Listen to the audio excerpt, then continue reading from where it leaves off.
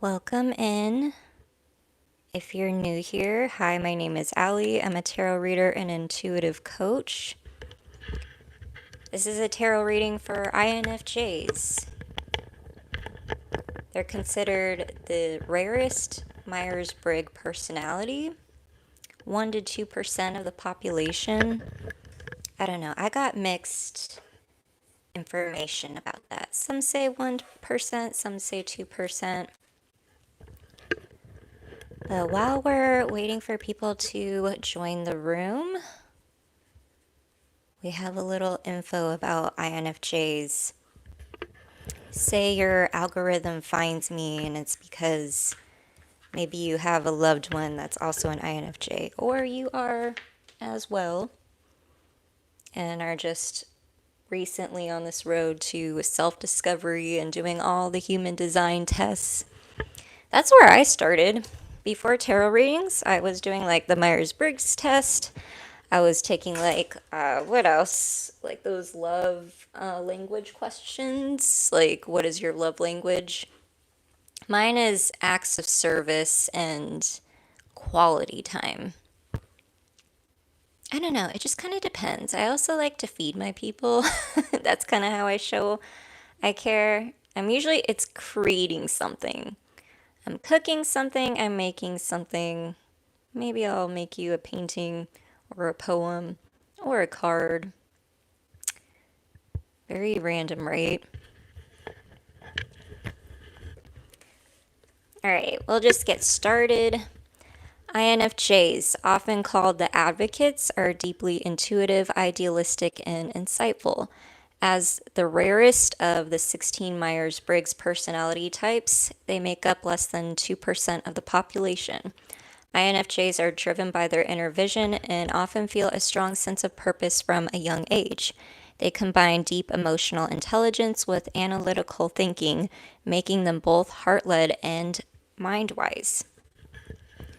They're natural counselors and visionaries, often drawn to helping others, creating change, or expressing themselves through writing, art, or spiritual work.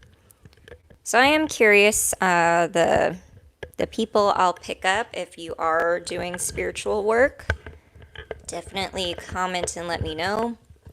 Despite their common soft-spoken presence, INFJs have an intensity about them, a fire that drives their devotion to meaning, growth, and authenticity. What makes them stand out is their ability to sense the emotional undercurrents of any room and translate that into deep connection. Very, very true. Honestly, as an INFJ, I don't feel like I connect well with other people. I feel like I feel other people deeply.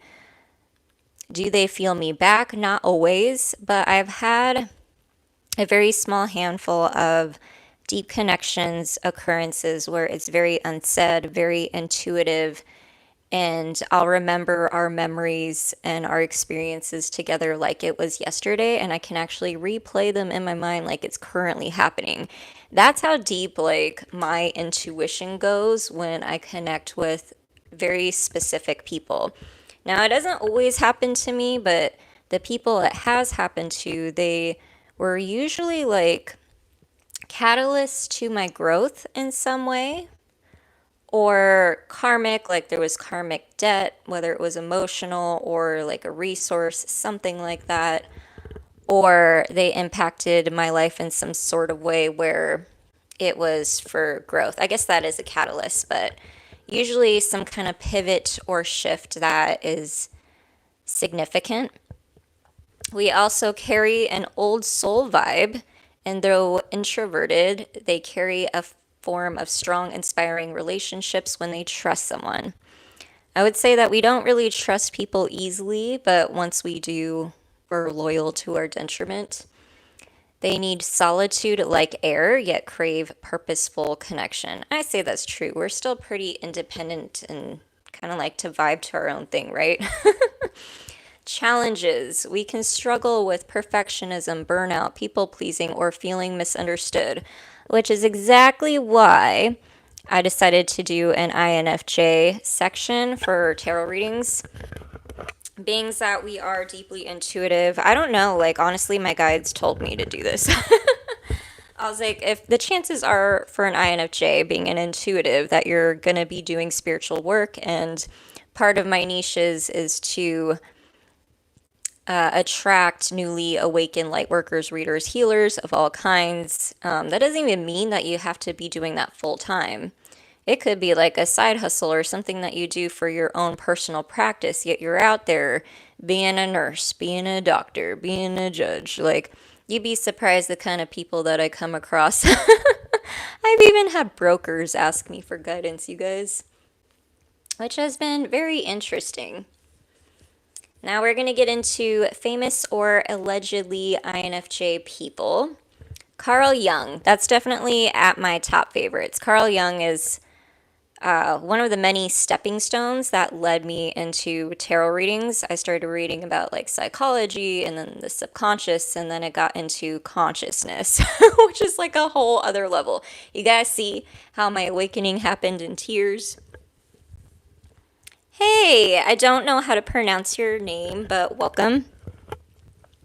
Are you also fellow INFJs? Please like, share, and subscribe so that it can also hit other INFJs' algorithm. I don't know. I don't understand YouTube. We're just winging it.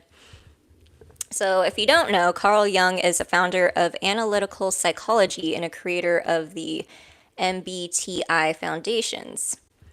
Also, another personal favorite is Martin Luther King Jr., of course, civil rights leader and visionary speaker. Mother Teresa, humanitarian, compassionate, and servant leader. Nelson Mandela, revolutionary, peacemaker, and bridge builder. Princess Diana, known for empathy and humanitarian efforts. Nicole Kidman, actress, often plays deep and introspective roles. I love her as an actress. I haven't seen anything like weird and crazy about her, you know, with everything that's coming out with Hollywood and stuff. So shout out to her. Is it Plato? Philosopher with a deep focus on ideal society and morality. Kurt Cobain, shout out, Washington native, musician, emotionally deep and misunderstood. Yeah, his music is just like nothing that you'll come across again. Audrey Hepburn, actor and humanitarian. J.K. Rowling, author of Harry Potter, sometimes typed as INFJ or INFP. I sometimes come out as an INFP. I've also gotten ENFJ and ENTJ. I'm not really sure. I would say most of the time when I take the test, I am an INFJ. Sometimes I think the test like assumes that I'm extroverted, but I would say I'm more on the introverted extrovert type. I just need a lot of time to replenish my energy to be an extrovert. And then I last like 3 hours and I'm done. Lana Del Rey, singer-songwriter with moody, reflective vibes, and Johnny Depp, actor known for unusual, introspective characters. Yeah, Johnny Depp is an amazing actor. I don't think he's played anything that I haven't liked yet, to be honest. And he, like, gets so into it. You know how, like, they talk about actors that get lost in their role? That's why I'm really glad that I never, like, went into, like, full-time acting. Like, I have, like, some sort of passion for performance and stuff. I guess it came from a past life. But doing something like that full-time, I could see how easily you can lose yourself. And already with my people-pleasing tendencies, I just don't know how well that would go. I would be a Hollywood tragedy, you guys. Okay, so we're going to get a little deeper into your reading, INFJs. Since this is a personal read for you, technically geared towards you. Last time was just kind of a testy.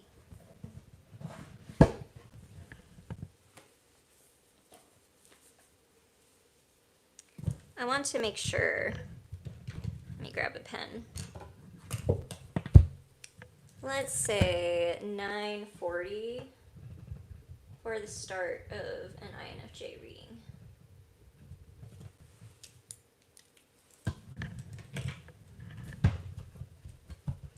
So we're going to be using the Wild Unknown Archetypes.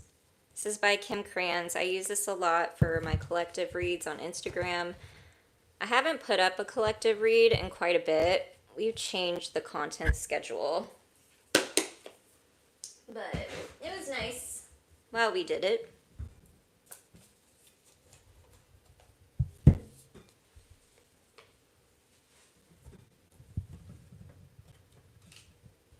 Okay.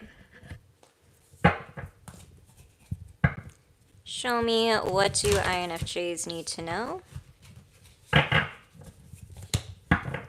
What's going on for INFJs?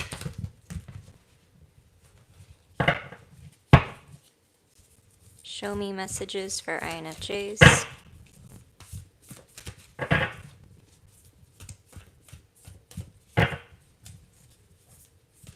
Hi, Grayson. It's hard for me to see the chat, but every few comments I can kind of take a peek at it. It's just the way my phone is set up. Ah, interesting. Well, we got Judge, which is interesting because that's part of the INFJ name, right? Is it intuitive, feeling, judging? What is the N for again? Then you got Agape. Oh, you got a lot of cards. You got Alethea. And you got the prayer. That's beautiful. Okay. That's a lot of cards, so we're going to keep it there and dive into the guidebook because it gets interesting, you guys. What should we start on? Start with Judge. This is sticking to the cloth. It's such a pretty card. The prayer. Let's put this up here.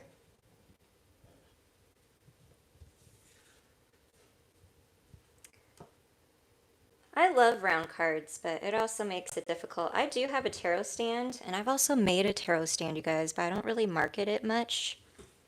I thought about putting it up for exactly this, though. Would make sense. I'm just way over my head in everything that I'm doing, to be honest. Show me the Judge. Okay, there it is.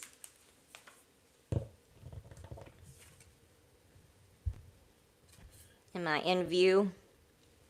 Okay. The critic, the diplomat, the advocate. There you are, INFJ. The Judge has an incredibly important job. They work every hour of every day, helping us discern what is safe, true, and just. When this archetype remains unconscious or is captivated by fear, wise discernment turns into painful judgment of self and other. Ironically, the Judge's energy can be the seed of racism, bigotry, and fear-mongering. This is the Judge out of balance, building walls separating from other. When this same discerning force is made conscious and healed, however, the Judge may be found advocating for civil rights causes, standing up for the underdog, providing resources for those in need, and forgiving again and again.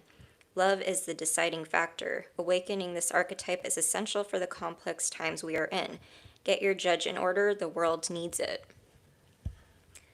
When light, discernment, advocacy, right action, and compassion. When dark, critical, punishing, unforgiving, and wall building.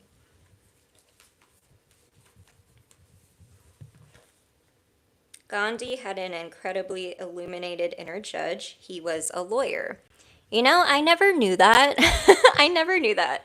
And you know what's funny about this is I did like a past life regression, and in one of my past lives, I was in those roles, which makes sense why I always like get like very fired up and passionate about I don't know, certain causes. So if you've never done a past life regression, I definitely recommend it because it can be very telling and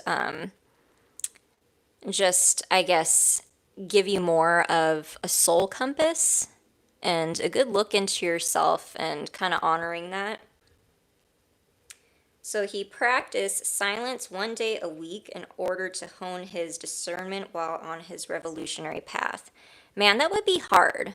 Although, as a fellow INFJ, this is definitely resonating because I have felt called to pull back, not just communication, but like posting as much. I'm probably going to be focusing more on YouTube more so than Instagram, which was my original plan anyway.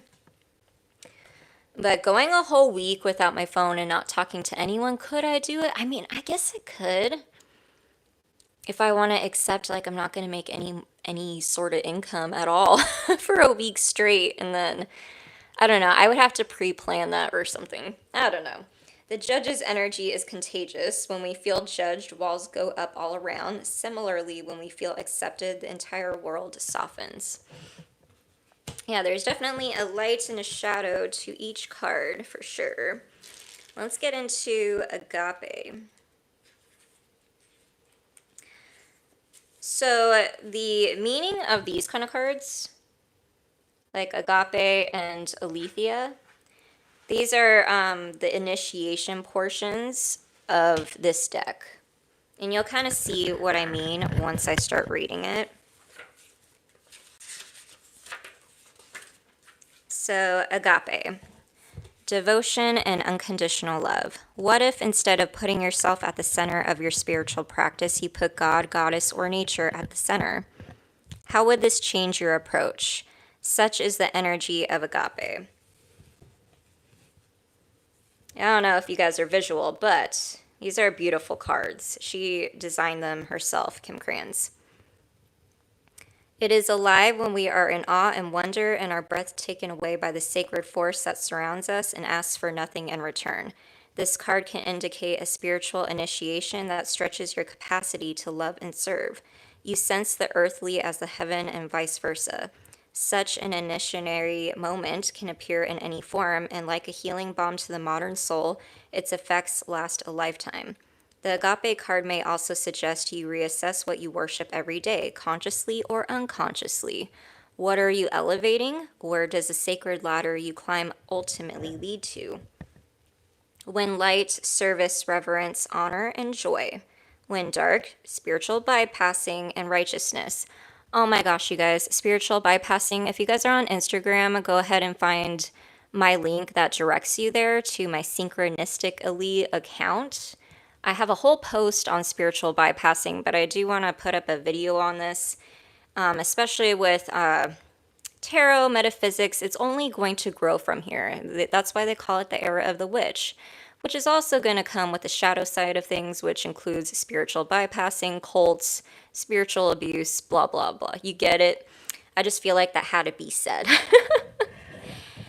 Use your discernment, you guys. So the Greek word agape informs the English word agape. I don't know if that's supposed to be pronounced different because it's in quotes. To have the mouth agape is to be awestruck by something of breathtaking delight. We are made humble once again. Love will do that to you, huh? Unconditional love.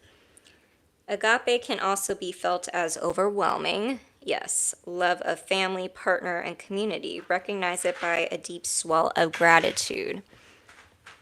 I would agree. Let's get into aletheia. I mean, this is a pretty powerful spread, you guys. I mean, we've got unconditional love, the judge, prayer, and aletheia. Aletheia represents truth.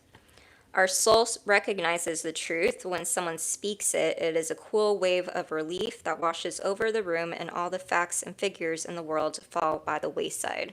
Powerful, right? I mean, take a look at this card.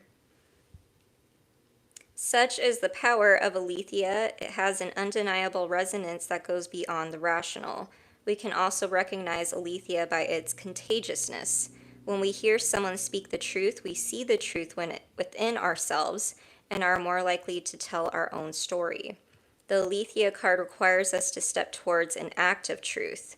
This might look like a conversation, a gesture, a poetic act, or a ritual that honors the unveiling of what's been concealed. Reclaiming your own truth is a way to reclaim your vital energy, health, and a sense of belonging in the world. Truth has its own wings. Set it free. I would say that's pretty close to the frequency of authenticity, which they say is the highest vibration you can be And for the longest time, they said it was love, but it's actually authenticity. Then it's love. Makes sense, you guys. When light, clarity, revelation, and disclosure. When dark, distortions, gaslighting, and excuses. Yeah, no one likes excuses, right? It is said that the resonance of our voice changes when we speak a falsity. In this light, we practice seeing truth as a vibration. Exactly what I was saying. Don't you love when there's a bunch of confirmation?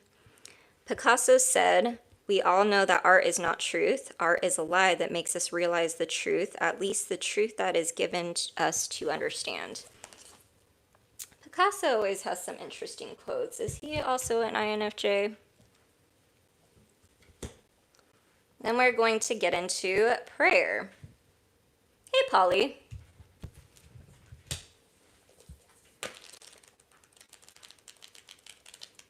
One second.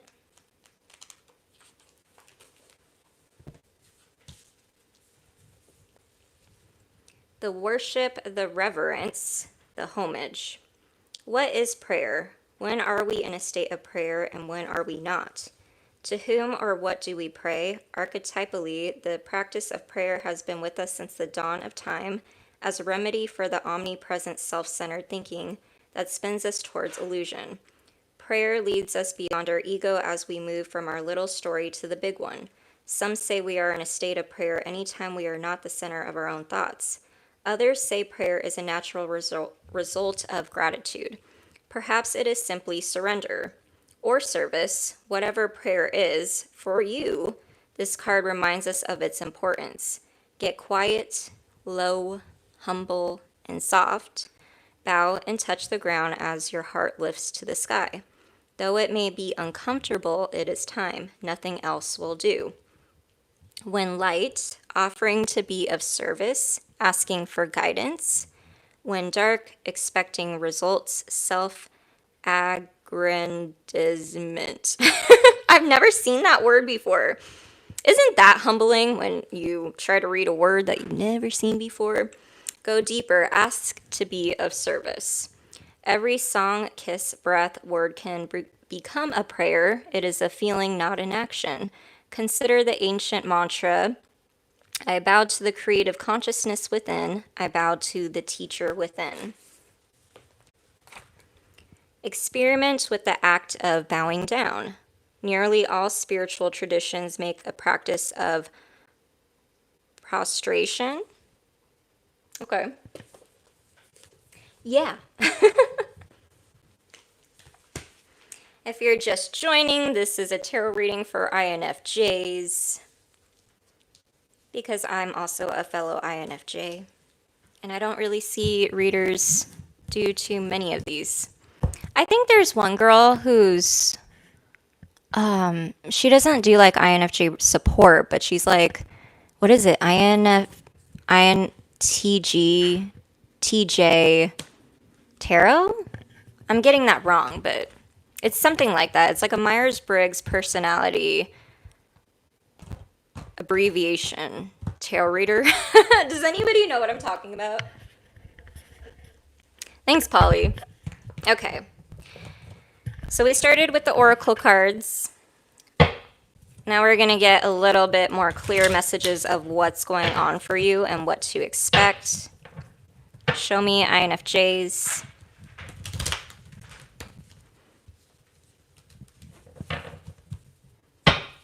The round cards are always hard for me to shuffle. Show me, what do INFJs need to know? What's coming for them? What can they expect? I don't feel like taking that. Let's see if it comes out again. If it's meant to be, it'll be, right? Because I saw the card March, and I was like, we just got done with March. But I don't know. Show me INFJs. What do they need to know?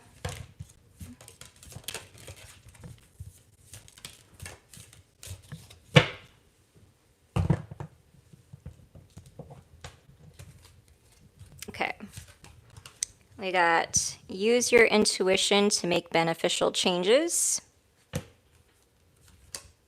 A period of ill health and depression. Well, that's unfortunate. You will be taken care of in difficult times. Always. Success assured with good plans and hard work. Family wishes coming true. Ooh, I like that. Parting of the ways in either romantic or business. Too much concern with sexual matters. This is my least favorite card. And then I'm like, okay, and then what? Show me INFJs. What do they need to know?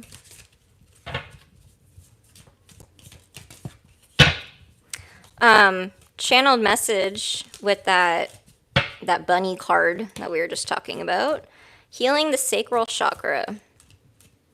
Which is interesting because I believe this is a sacral chakra color. I've been feeling pulled to like reds and oranges lately for like a while now. I don't like to wear orange, although I do like orange eyeshadow and lip gloss.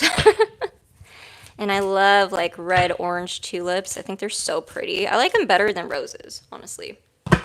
And probably one of my favorite flowers.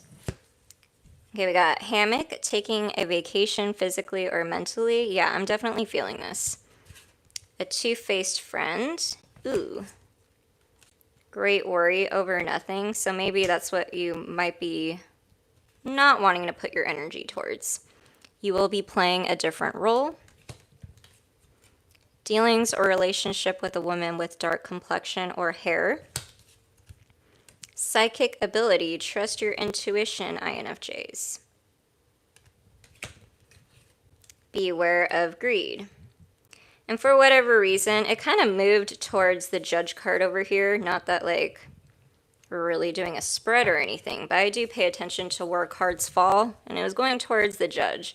So, you know, one could say that being that INFJs are the natural advocates.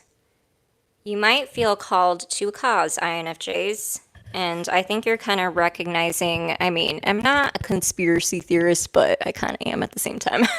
You might be saying things that are like corrupt, things that you want to change about the world. Some of you might be called to be full-time healers, while others of you might be called to like make something your profession because you shine your light in certain industries that need that light force. You know what I mean? Let me know if you're following along.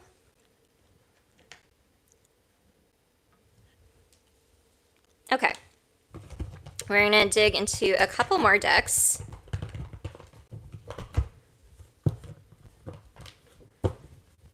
First one I want to pull is the Star Codes Astro Oracle deck. This is pretty good for astrology purposes. Usually they'll highlight something in your birth chart or something that's going on in the current astrology. So if you want to get your notes out, highly recommend, because I'm not going to read through every interpretation, but I will give you a little snapshot of like how the current astrology is possibly affecting the INFJs at this current time. Show me INFJs. What do they need to know?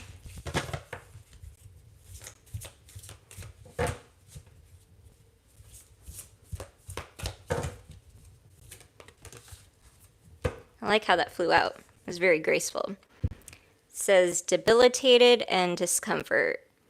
Now, something that I'm getting, INFJs, you could probably feel like you don't really fit in. I know that's like a common INFJ feeling. Like, we're always there for other people. We're the empaths, and we're always there to hype people up and support them. But rarely do people think that we also need that too. And so there could be a little discomfort about, I'm hearing this is in relation to this card, with you playing a different role. So you might be not used to getting support, and you're going to find out through prayer and following this cause that your heart is calling you towards, that you are going to be getting a lot more support, a lot more than you're used to. So just keep that in mind.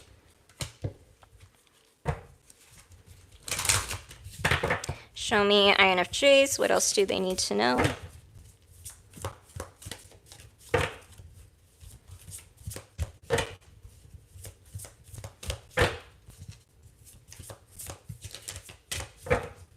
Anything, INFJs?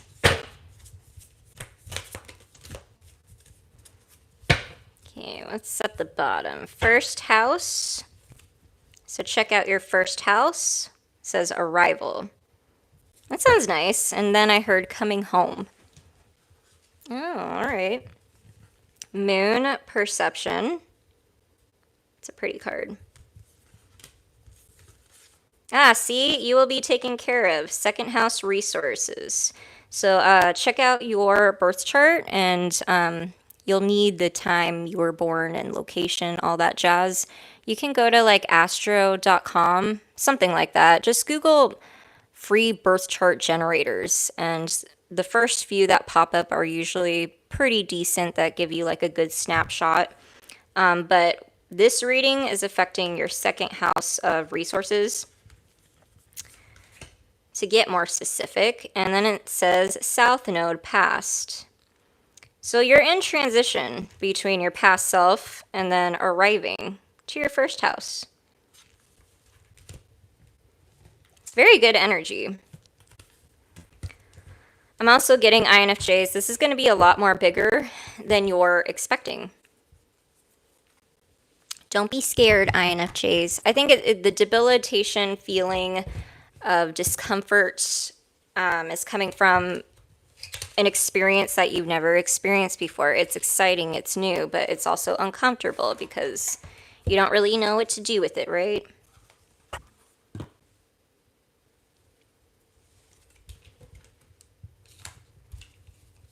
Okay. This is a little deck I got called the Synchronicity. And I was looking for strictly an oracle deck that just had pictures, art, not really any like words, not really like a guidebook, more of like an intuitive deck. I only have like, I think 2 or 3 decks that are like that. And it's weird because I'll get like the same repeating cards and never know what else is in the deck unless I do a reading for someone else. But even then, sometimes there are repeating patterns, and I'm like, what is that about? This one came out. We have intuition again. Okay, I think we get it, right? What else do you have for us, guys? What do INFJs need to know? That one came out for me recently. Something about boats and water has a big significance in me and my youngest son's past life. It's been quite an interesting ride. If you guys are on Instagram, feel free to follow me and watch my stories because I've been updating people as things go along, and it's just been very interesting. Even when things like don't seem to be moving, I do pick up signs along the way, even like during I call it the surrender phase. I'm in another surrender phase, unfortunately. It's not my favorite, but I assume since this past couple years have been my most surrendery years, that by the end of this, I'm going to be so pro. So pro. Is that all they wanted to say? Okay. I spoke too soon. Then we have fortune. Yeah. Like I said, bigger deal than you're expecting. I also believe that you might meet another woman, specifically a feminine. So I don't know. She's going to cross your path and it feels pretty important. She might provide a resource or something important that's going to benefit you on this path. We also have storm. And I feel like what this is what's going on with the collective. Like you're intuitively feeling the storm coming. You see things going on, and I think you are going to help people, I'm hearing, weather through it. My guides have a lot of metaphors, you guys. What else? I have night vision, which is interesting because here's the owl card, and obviously they're Night owls. Nocturnal, right? And then we have the Empress. Beautiful. Can I get a few more for INFJs? What do they need to know?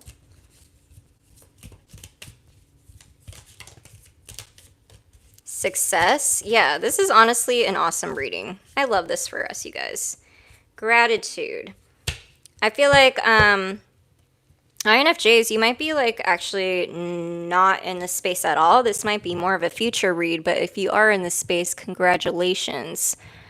But this is what's in your current energy and what's to come. I feel like if you need to raise your vibration, do a gratitude list. I also do this every day. I should probably do it more, but my son and I write a list like 3 to 5 things every morning.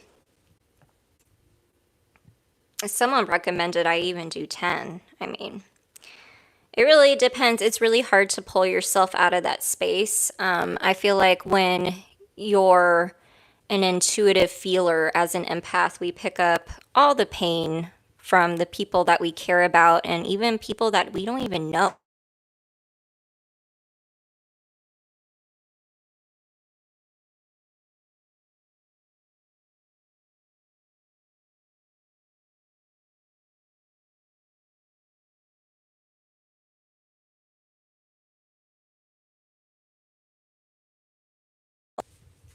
Fighting for those that are less fortunate, that kind of energy.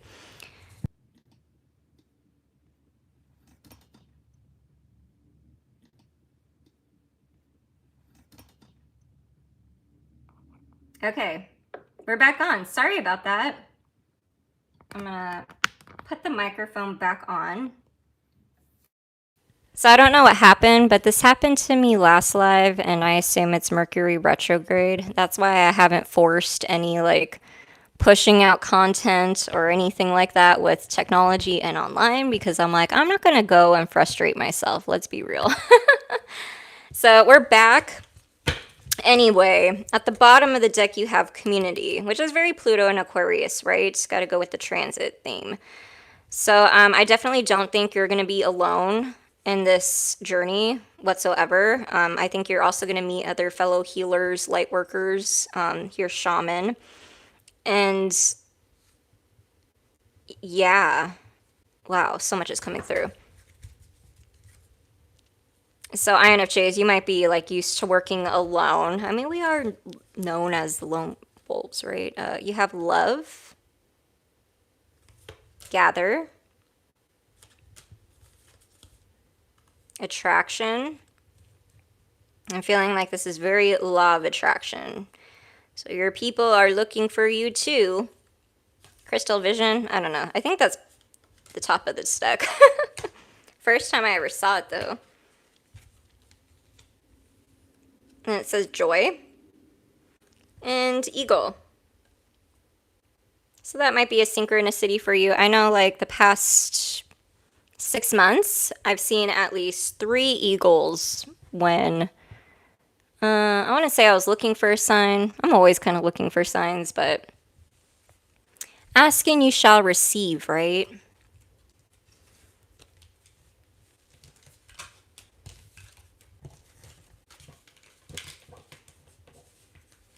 I'm trying to pick up if I'm getting like any intuitive messages regarding everything that's come out so far. Oh, we missed one. We also got winter. So next winter is going to be very significant. So anywhere from now to next winter, big deal stuff, you guys.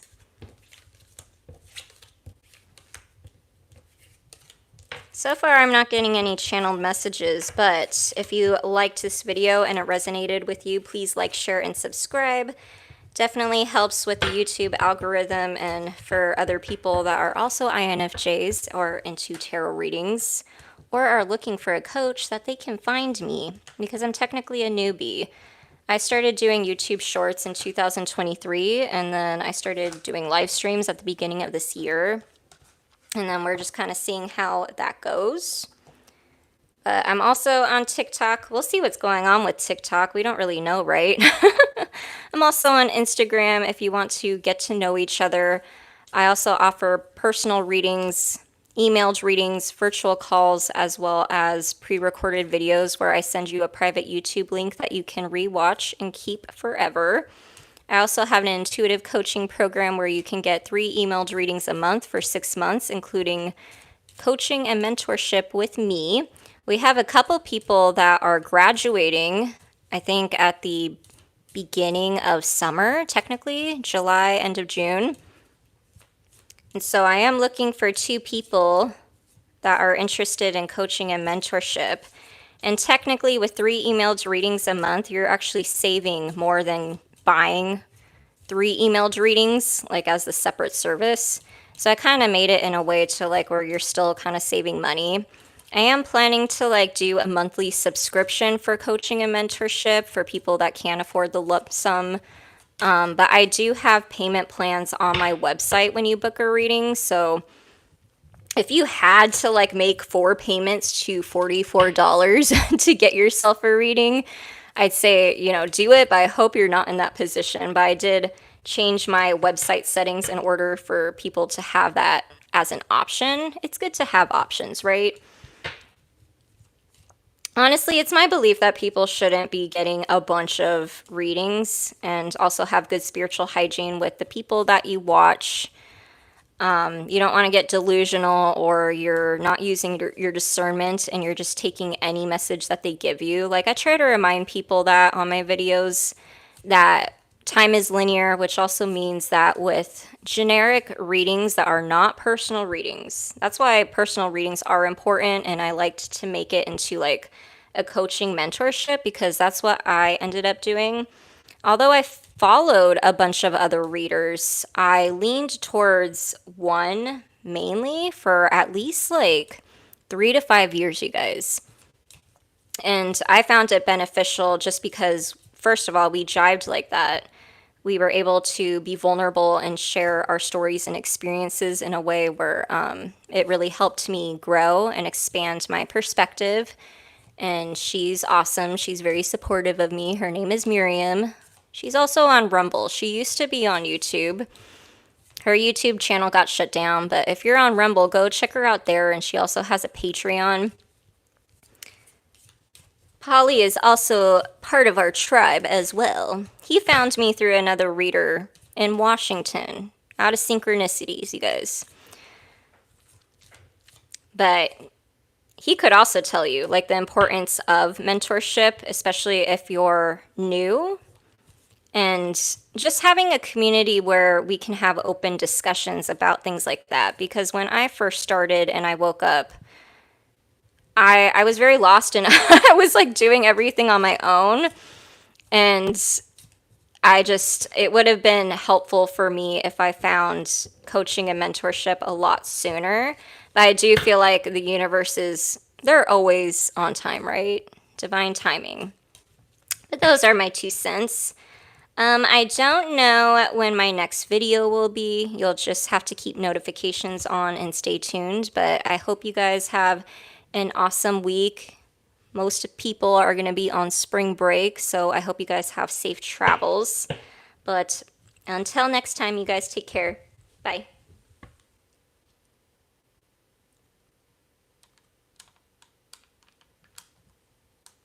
Hold on, I gotta pop this off.